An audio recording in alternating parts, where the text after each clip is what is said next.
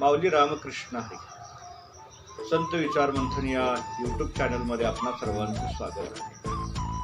अध्यात्म क्षेत्रामध्ये विशेष महत्त्व जे आहे ते सद्गुरूंना आहे. ज्यावेळी साधू संत महात्म्याने आपल्या जीवनाची सुरुवात करत असताना किंवा अध्यात्म जरी सुरू केलं तरी सुद्धा जोपर्यंत जीवनामध्ये सद्गुरू येत नाही तोपर्यंत भक्तीला सुद्धा सुरुवात करतात. आज लाखो भक्त पंढरीच्या दिशेला निघालेले आहेत आणि अशा पंढरीच्या पांडुरंगाला भेटण्यासाठी संबंध महाराष्ट्रातून नव्हे तर जगभरातून लोक येत आहेत. आणि त्याच पांडुरंगानं सांगावं नामदेवाला की नामा, तुझ्या जीवनामध्ये जोपर्यंत सद्गुरू येणार नाही तोपर्यंत माझ्या मूळ स्वरूपाची ओळख होणार नाही. नामदेव महाराज म्हणाले, अहो देवा, तुम्ही तर रोज माझ्याबरोबरची बसता, उठता, जेवता, खाता, पिता, आणि एवढं असताना सुद्धा तुमचं अजून वेगळं स्वरूप कुठलं आहे? नामदेवाला सांगताना सांगतात, नामा, तुझ्या प्रेमापुटी माया सोंग धरुणी, मी एक मायेचं स्वंग धरून मी तुझ्यासाठी येतोय रे. माझे मूळ स्वरूप मात्र हे नाही. नामदेव म्हणताय, अरे माझं स्वरूप चराचरामध्ये भरलेलं आहे नामा, आणि तू मला एखाद्या ठिकाणी सीमित का पाहतोय? नामदेव महाराज म्हणाले की देवा, अहो तुम्ही जर असं असाल तर म्हणे हे शक्यच नाही आहे. तेव्हा नामदेवाला सांगितलं, नामदेवा, मी तुला भेटायला उद्याच्याला येईल बरं, आणि मी कुठल्याही रूपामध्ये येईल, लक्षात घे. माझे अनेक रूप आहेत आणि त्या रूपाला पाहण्याची कला फक्त सद्गुरूकडून प्राप्त होते. नामदेव महाराज म्हणाले, देवा, तुम्ही माझ्या घरी आलात आणि तुम्ही कुठल्याही रूपामध्ये आलात तर मी तुम्हाला ओळखणार नाही असं होईल का? अहो जो माझ्या बरोबरती 24 तास आहे मी त्याच्या बरोबरती आहे. अहो नव्हे नव्हे तर कीर्तनामध्ये तुम्ही नाचता सुद्धा माझ्या, वाळवंटामध्ये आपण कितीतरी म्हणजे सवंगड्यासारखं खेळतो आणि मी तुम्हाला ओळखणार नाही असं होऊ शकत नाही.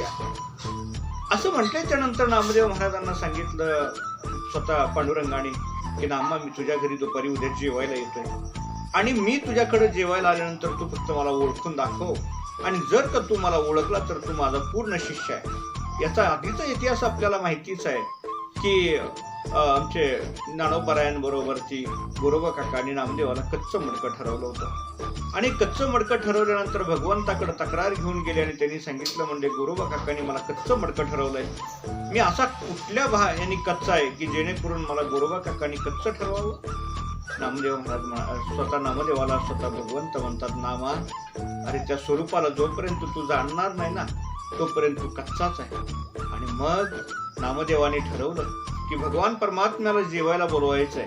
पांडुरंगाने शब्द दिला आणि मग स्वतः भगवंताची वाट बघत पंचपक्वान जेवण तयार झालं आणि नामदेवराय हातामध्ये गंधाची वाटी घेऊन उभा आहेत की आता भगवंत येतील, मग भगवंत येतील.